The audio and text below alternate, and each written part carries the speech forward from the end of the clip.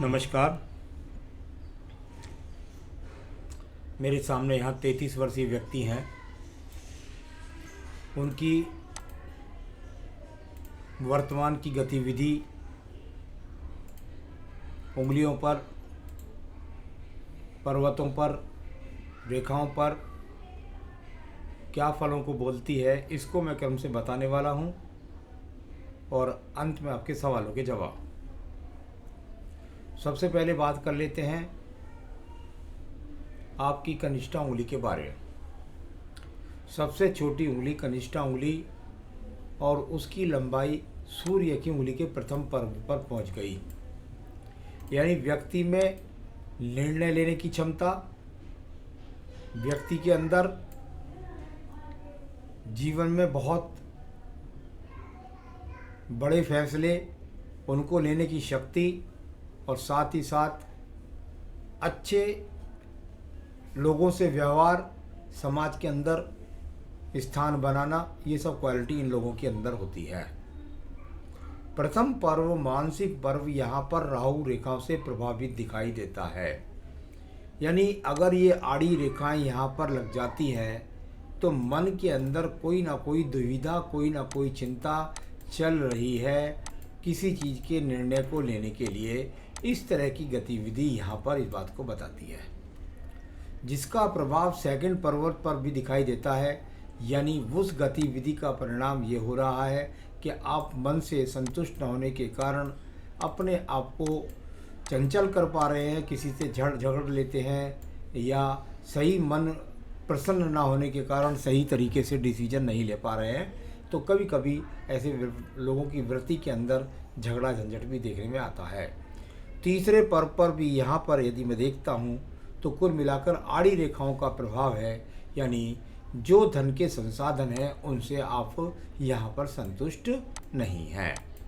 अब बात करते हैं हम यहाँ पर आपकी सूर्य की उंगली के प्रथम पर्व से।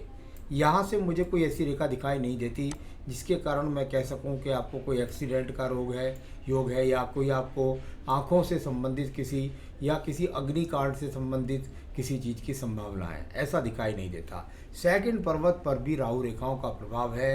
यानी राज्य सरकार से संबंधित कार्यों से लाभ का ना होना। तीसरा पर्व होता है परिवार में पिता से संबंधित लाभ के लिए। वह पर्व यहाँ पर मुझे पूरा अनुकूल दिखाई देता है, लेकिन जब उसमें आड़ी रेखाएं हो जाए तो ऐसा समझ लीजिए कि आप अपनी तरफ से कुल मिलाकर परिवार में पिता से संबंध खराब ना कर ले, ऐसी संभावना काफ़ी नज़र आती है। अब बात करते हैं आपकी शनि की उंगली के बारे में, जिससे स्थायी रोगों के बारे में जाना जाता है। अभी यहाँ पर किसी भी प्रकार का स्थायी रोग आपके जीवन के अंदर नहीं है, परंतु सेकंड पर्वत पर एक बहुत बड़ी आड़ी रेखा है। लेन देन में सतर्कता बरतें, कहीं कोई पार्टनर आपको धोखा ना दे दे। साथ ही साथ किसी जगह पैसे डूबने की संभावना और कर्ज में होने की रेखाओं के रूप में ये बड़ी रेखा यहाँ पर है, इससे सावधानी आपको रखनी है। तीसरा पर्व परिवार के संचालन के लिए जाना जाता है। अगर इसको देखता हूँ तो आप सही तरीके से परिवार का संचालन नहीं कर पाते हैं, उसको मैनेज नहीं कर पाते हैं। अब बात करेंगे हम आपकी बृहस्पति की उंगली के बारे में। कोई भी शुगर का, कोलेस्ट्रॉल का, लीवर का, किडनी के रोग का संभावना यहाँ पर दिखाई नहीं देती। सेकंड पर्वत पर हल्की माइनर रेखा है। पति पत्नी के बीच में तनाव के लिए वो राहु रेखाएं दिखाई पड़ती हैं। यानी सेटिंग जो है, वो तालमेल जो है वो ज़्यादा अच्छा नहीं है। तीसरा पर्व और उसके साथ में छिद्र का दिखना, यानी व्यक्ति के जीवन के अंतर्गत भगवान की कृपा वो नहीं मानता कि मेरे पे भगवान की अच्छी कृपा है, या पूजा पाठ नहीं करता, या कुल मिलाकर जैसी संतोषजनक स्थिति अपने बच्चों को देना चाहता है ऐसी नहीं दे पा रहा है। अब बात करते हैं हम यहाँ पर आपके बुध पर्वत के बारे में। जैसा कि पूरी उंगलियों ने बोला, इसी प्रकार से बुध पर्वत पर भी यही स्थिति दिखाई देती है। कुछ आड़ी तिरछी रेखाओं से बनी हुई, कुछ कंटक रेखाओं का जाल सा, और कुछ रेखाएं खड़ी भी। यानी धन का जो आगमन है उससे आप संतुष्ट नहीं हैं। इस तरह का संकेत यहाँ पर बनी हुई पर्वत के ऊबड़ खाबड़, यानी दबा हुआ भी है, उठा हुआ भी है। यानी कुल मिलाकर वाणी पर नियंत्रण ना होना। नंबर 2, व्यक्ति के धन के आगमनों पर व्यक्ति का सही तरीके से नियंत्रण ना होना और सही तरीके से संतुष्ट ना होना। अब बात करता हूँ यश और मान सम्मान के पर्व के बारे में। यश और मान सम्मान का पर्व और उस पर आड़ी रेखाओं का काफ़ी प्रभाव, यानी राज्य सरकार से अगर लाभ लेने की बात चले तो ये यहाँ पर इस तरह की रेखा थी। अगर व्यक्ति सरकारी नौकरी के लिए तैयारी करता तो या अच्छे सेक्टर के लिए जॉब के लिए करता तो उससे व्यक्ति हो जाता संतुष्ट। परंतु जब ये आड़ी रेखाएं काटने लगे तो व्यक्ति उस तरफ चलता ही नहीं है, या अच्छी खासी कोई जॉब हो या सरकारी नौकरी का संकेत हो तो उसको छोड़ने वाले लोग भी ऐसे हो जाते हैं या उस तरफ जाते ही नहीं हैं। यहाँ पर शनि का पर्व कंटक रेखाओं से, कंटक रेखाओं का मतलब आड़ी तिरछे एक तरह से पेड़ हो जाए, कोई उस पर कांटे ही कांटे हो जाएं, चारों तरफ आड़ी रेखाएं काटने लगे, ये भाग्य का अभी आपके साथ सही रूप से योग ना होने का संकेत है। यानी अभी जो भाग्य है उसका जो फल आपको मिलना चाहिए उससे आप यहाँ संतुष्ट नहीं हैं। तो यहाँ बहुत सारी रेखाएं, ये आड़ी जो रेखाएं हैं ये आपके आने वाले जीवन में ख़त्म होने वाली है और उसके फिर आपको ज़्यादा अच्छे लाभ प्राप्त होंगे। बृहस्पति का पर्व पर बने हुए ब्रैकेट्स बताते हैं पैतृक संपत्ति अवश्य मिलेगी, अवश्य व्यक्ति स्वयं भी अपने आप प्रॉपर्टी बना पाएगा, यानी अपने आप भी आप अपने जीवन में प्रॉपर्टी बना पाएंगे, इसमें भी कोई संकेत शक नहीं है। तो ये बहुत अच्छे संकेत हैं। यहाँ बृहस्पति पर्व विवाह कराएगा, संतान भी दिलाएगा, वाहन भी दिलाएगा, मकान भी दिलाएगा, और कभी कभी तो कई वाहन के योग भी बना रही हैं यहाँ पर रेखाएं। आइए बात करते हैं आपकी हृदय रेखा के बारे में। हृदय रेखा और यहाँ पर काफ़ी डबलिंग कर रही है, एक दूसरे के ऊपर चढ़ करके चल रही है, कुछ गिर रही है, मन के अंदर अशांति है। पर स्वास्थ्य का भी थोड़ा ध्यान रखें और पति पत्नी के बीच के संबंधों के लिए भी ये रेखाएं अच्छी नहीं मानी जाती है, यानी पति पत्नी के बीच में संबंधों में भी खराबी कोई दर्शाने वाली रेखाएं। और स्वास्थ्य का भी ध्यान रखिए, क्रोध पर भी नियंत्रण रखिएगा। निम्न मंगल पर्व के चप्पर चलते हैं। निम्न मंगल पर्व कर्म रूपी रेखाएं, निम्न मंगल पर्व में बहुत सारी रेखाएं एक दूसरे को काट रही हैं। जब ये रेखाएं ज़्यादा एक दूसरे को काटने लगती है तो व्यक्ति के गतिविधियों को ज़्यादा बढ़ाती हैं, यानी व्यक्ति बहुत सारे काम करने की योजनाएं अपने अंदर लेता है और उन पर काम करने का प्रयास भी करता है, परंतु जितना काम करता है उससे कम लाभ की प्राप्ति होती है। अब बात करते हैं यहाँ से निकलने वाली अन्य आवश्यक राहु रेखाओं के बारे में। यहाँ से शनि पर्व को रेखा जा रही है, मेहनत से धन कमा लेगा व्यक्ति, इसमें कोई शक नहीं है। बहुत सारी आड़ी रेखाएं तिरछी या काटती जाती हैं, मन मस्तिष्क में उतार चढ़ाव काफ़ी चलते रहते हैं। तो ये इस तरह की रेखाएं, राहु रेखाएं ज़्यादा दिखाई दें तो आपके जीवन में कई जगह प्रभावित करेंगी। ना बुद्धि को स्थिर रहने देती हैं, ना परिवार में पत्नी के साथ स्थिर रह पाते हैं, बहुत योजनाओं को बारे में उल्टा सीधा ज़्यादा सोचते रहते हैं। बुद्धि रेखा पर चलते हैं हम। आपकी बुद्धि रेखा और ज़्यादा डाउन होना बुद्धि रेखा का कभी भी अच्छा नहीं कहलाता। हालांकि अंत में जाकर ये दो मुखी हो रही है तो ये अच्छी बात है कि अपने आप को संभाल जाते हैं। ऐसे व्यक्ति जब दो मुखी होती है रेखा तो विचारधारा को संभाल जाते हैं, यानी कुल मिलाकर विचार बहुत आते हैं लेकिन उनको बैलेंस में व्यक्ति बना जाता है। मैं बात करता हूँ द्वितीय मंगल पर्वत के बारे में, बिल्कुल स्पष्ट, एकदम साफ, एकदम क्लियर।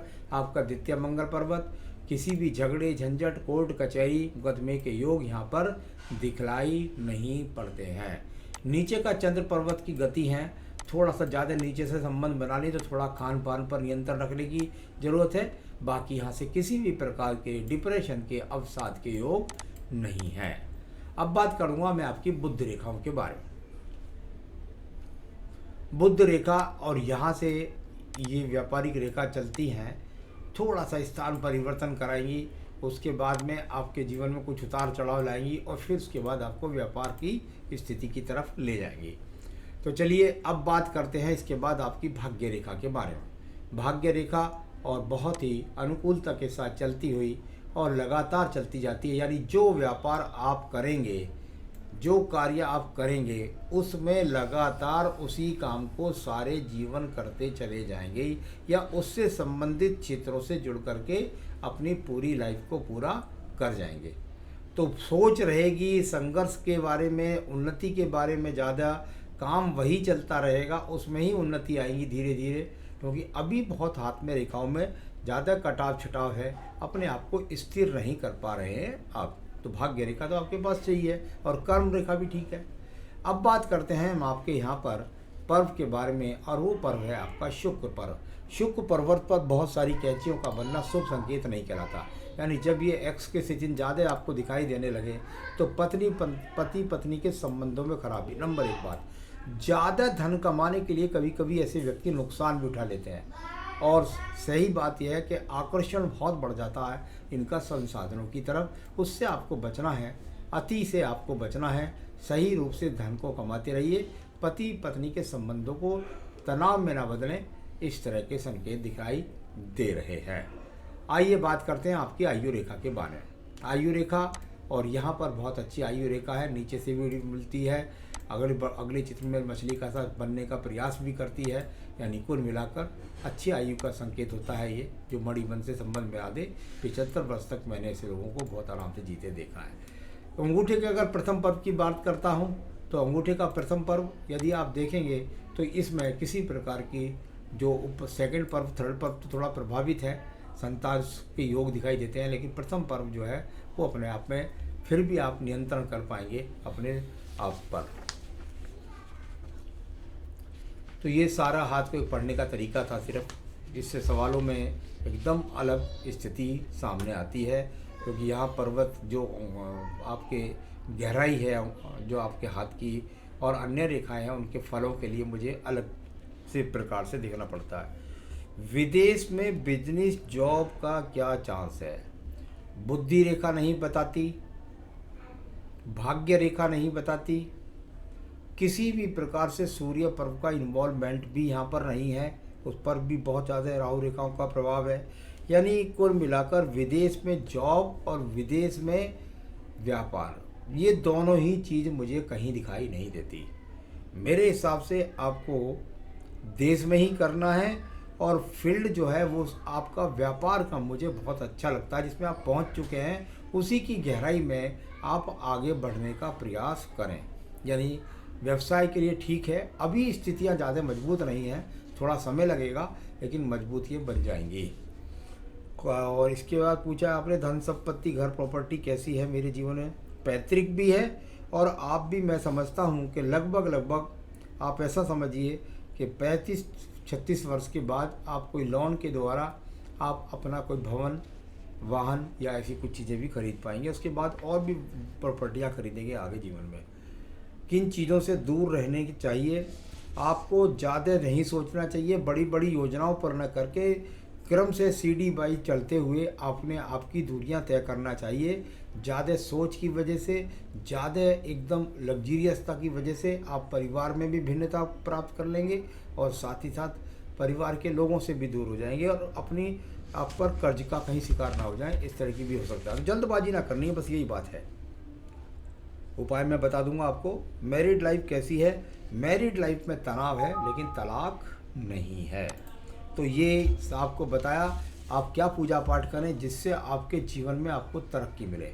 देखिए, आपको यश मान सम्मान, तरक्की, नौकरी में, व्यवसाय में, सब चीज़ के लिए माणिक्य बेहतरीन सा इस उंगली में पहनना चाहिए।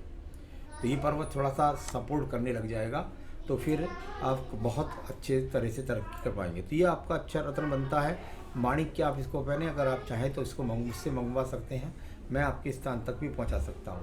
साथ ही साथ विष्णु सहस्त्रनाम एकमात्र पूजा बनती है आपकी। इसे रोजाना करेंगे, माणिक्य को पहनेंगे तो मुझे फिर याद करेंगे, तो निश्चित रूप से आपकी तरक्की, उन्नति, प्रगति, प्रमोशन के लिए आपके ये 2 उपाय बनते हैं, माणिक्य और साथ ही साथ विष्णु सहस्त्रनाम की पूजा। नमस्कार।